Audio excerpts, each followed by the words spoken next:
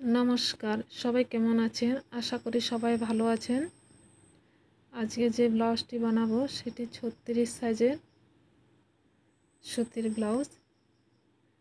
তো চওড়া নিয়ে নিলাম 10 ইঞ্চি আর লম্বায় নিয়ে নিলাম 14 ইঞ্চি।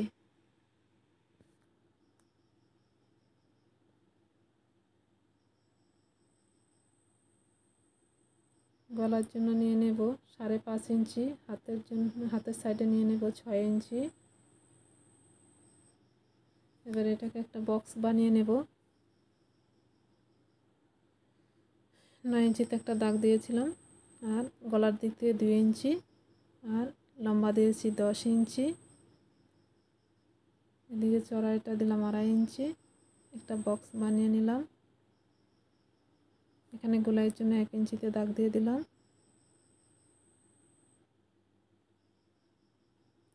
হালকা একটু বাইরে দিয়ে দেব, বেশি দেব না।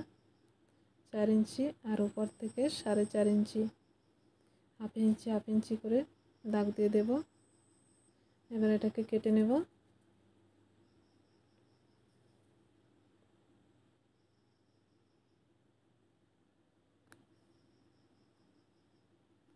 সামনের পাট পিছনের পাট বসিয়ে সামনের পাট দাগ দিয়ে দেব। পিছনের পাট থেকে সামনের পাট 2 ইঞ্চি বড় নেব। আমি এখান থেকে কটরি বের করব, এক্সট্রা কোনো কাপড় কাটবো না।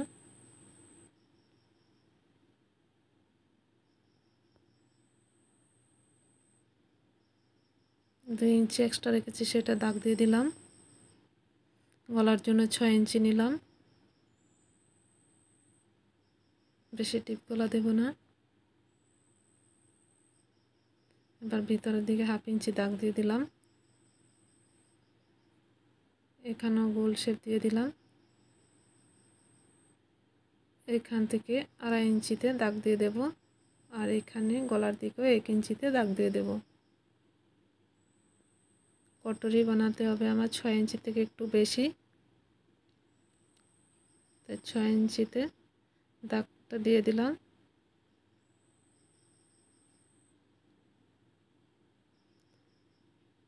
কটরির চড়াটা 9 ইঞ্চি থেকে একটু কম আছে। এক্সট্রা যে 2 ইঞ্চি নিয়েছি সেটা নিয়ে 9 ইঞ্চি থেকে একটু কম আছে। উপর থেকে 10 ইঞ্চিতে একটা দাগ দিয়ে দেব। এখানে 1 ইঞ্চি থেকে একটু বেশিতে একটা দাগ দিয়ে দেব। এখানে হাফ ইঞ্চির থেকেও বেশি। এবার 9-এর অর্ধেক 4.5, 4.5 থেকে এভাবে দাগগুলি দিয়ে দেব।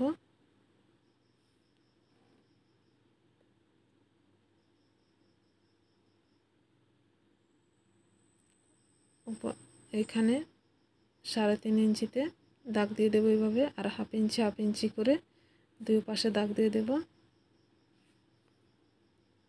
হাফ ইঞ্চি থেকে কম দিলেও দিতে পারেন। এখানেও হাফ ইঞ্চি উপরের দিকে দাগ দিয়ে দেব, তবে এগুলি এখন কাটবো না, সেলাই করার সময় কাটবো।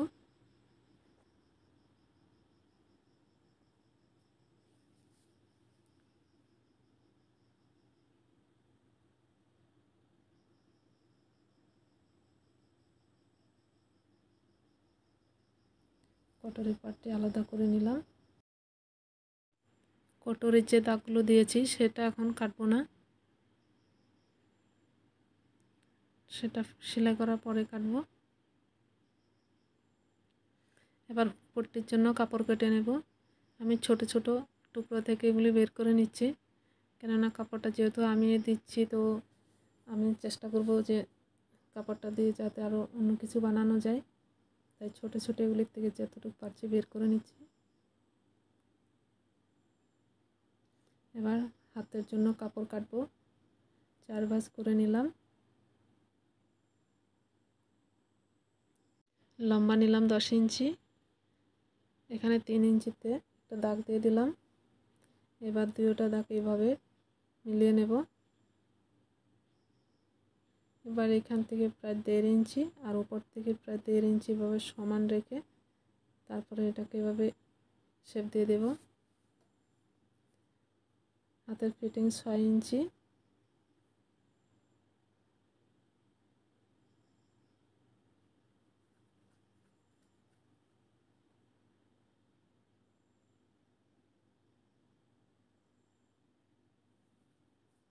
এবার পাইপিংয়ের জন্য লাল কাপড় কেটে নেব।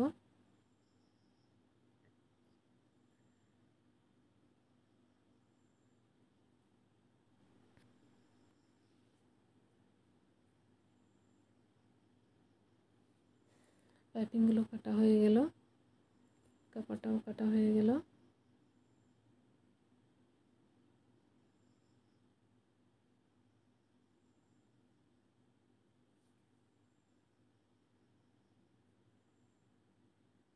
এবার পিছনের পাটটি প্রথমে সেলাই করব।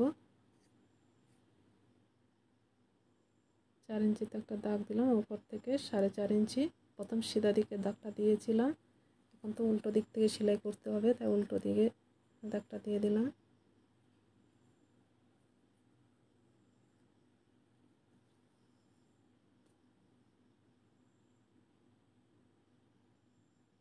হাফ ইঞ্চি করে সেলাই নিলাম 4.5 ইঞ্চি পর্যন্ত।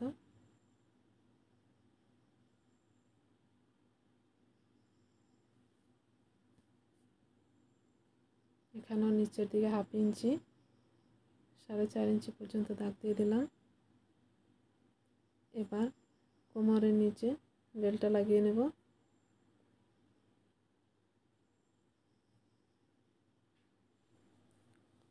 এটাকে এভাবে ফোল্ড করে সেলাই করে দেব। চাপ সেলাই দিলাম না, যেহেতু এটা সুতির কাপড়। চাপ সেলাই না দিলেও বসে যাবে।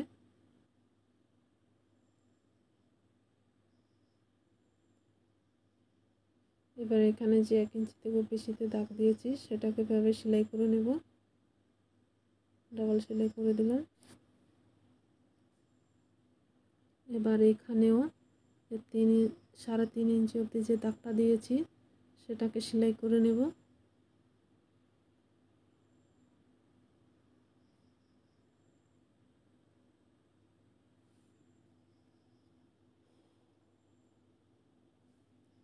দুই সাইডকে একইভাবে সেলাই করে নেব।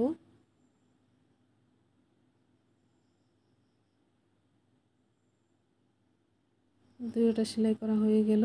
এবার দুই সাইড থেকে অল্প অল্প কেটে দেব।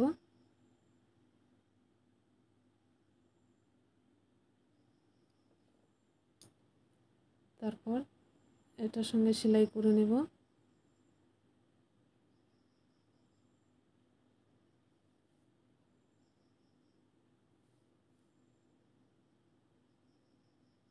সেলানোর সময় বেশি টানলে পরে এটা ভালো হবে না।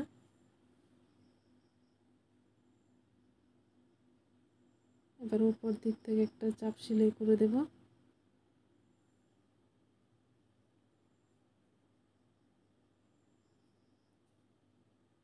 যেখানে 2.5 ইঞ্চি আমি কেটে নেব, 2.5 ইঞ্চিটা কেটে ফেলে দেব।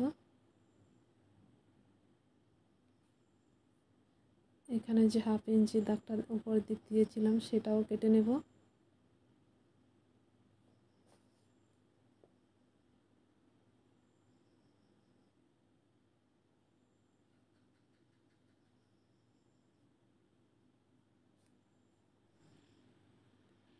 এবার কোটরের নিচের পার্টটি সেলাই করে নেব।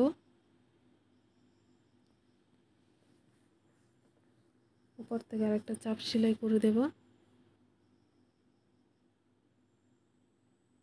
কোটরের সামনে যে প্রায় 1 ইঞ্চি দাগ দিয়েছিলাম সেটা এখন কেটে দিলাম, আর নিচের থেকে অল্প কেটে দেব। তারপর এটাতে হুক পট্টি লাগিয়ে নেব।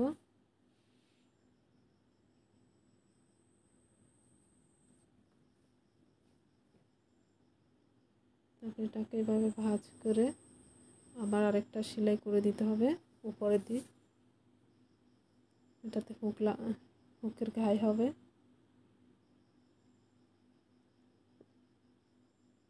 ডবল সেলাই করে দিলাম।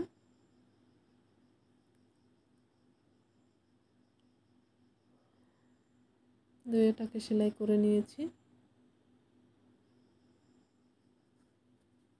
এবার এখানে হাফ ইঞ্চি, তারপরে 1 ইঞ্চি এভাবে দিয়ে সেলাই করে নেব।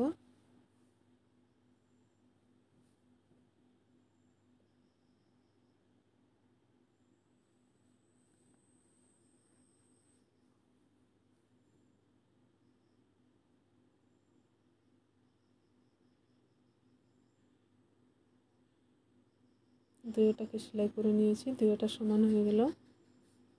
এবার পিছনের পাট আর সামনের পাট বসে সেলাই করে নেব।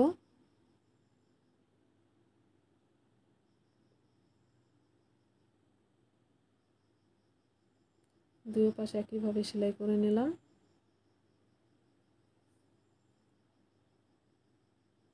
এবার হাতটা লাগিয়ে নেব 1/2 ইঞ্চি, এখানে কেটে দিলাম সামনের সাইডে লাগানোর জন্য। আমি আগে ডাউন করে নিই, আমি সেলাই করার সময় কেটে নিই, যেহেতু আমি ব্লাউজটা একদিন বা দুদিনও সেলাই করি, তো অনেক সময় আমার ভুল হয়ে যায়, তাই আমি সেলাই করার সময় কেটে নিই। এটা ডাবল সেলাই করে দিলাম। হ্যাঁ, অনেকে বলে দিনে 2-3টা সেলাই করতে পারে, কিন্তু আমি পারি না, আমার ঘরে কাম আছে, ছেলে মেয়ে রয়েছে, সবাইকে দেখাশোনা করে তারপরে যেটুকু সময় পাই তাতে আমি সেলাই করি। আমার একটা ব্লাউজে 2 দিনও লাগতে পারে।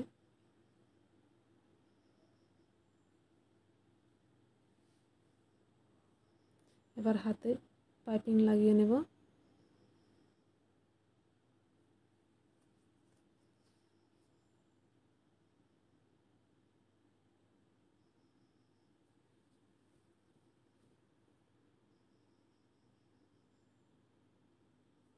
এবার এটাকে ভাঁজ করে এভাবে ভিতর দিয়ে দিয়ে দেব, আর অল্প একটু বাইরের দিকে বের করে রাখবো,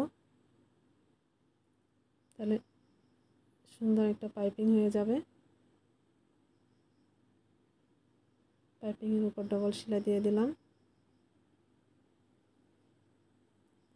আমার এক হাতে লাগানো হয়ে গেল। এভাবে দুইটা হাত লাগিয়ে নেব, তারপরে এটাতে ফিটিংয়ের সেলাইটা দিয়ে দেব।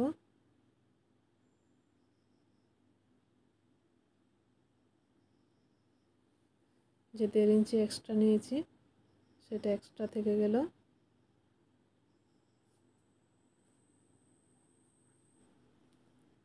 দেড় ইঞ্চি এক্সট্রা রেখে সেলাই করে নিলাম।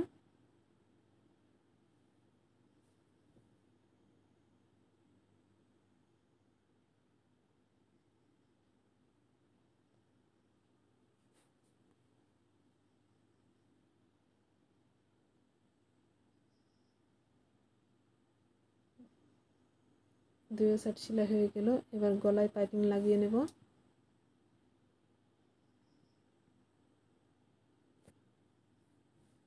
যে কাস্টমারের ব্লাউজটি ছিল উনি বলেছিলেন যে ওনার লাল পাইপিং লাগবে, তাই লাল পাইপিং দিলাম।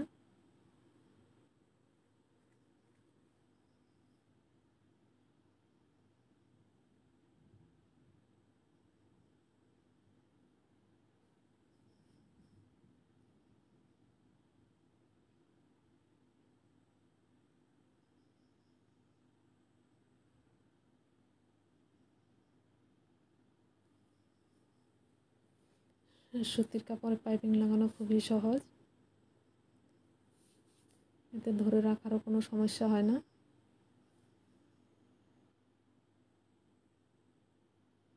আমাদের গ্রাম অঞ্চলে তো বেশি এইসব কাপড়ই চলে রেগুলার পরার জন্য।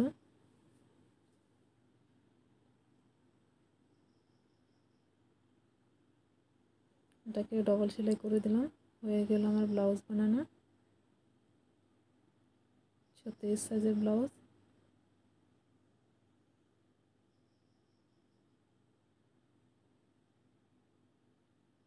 কেমন হয়েছে বলবেন। নমস্কার, সবাই ভালো থাকবেন।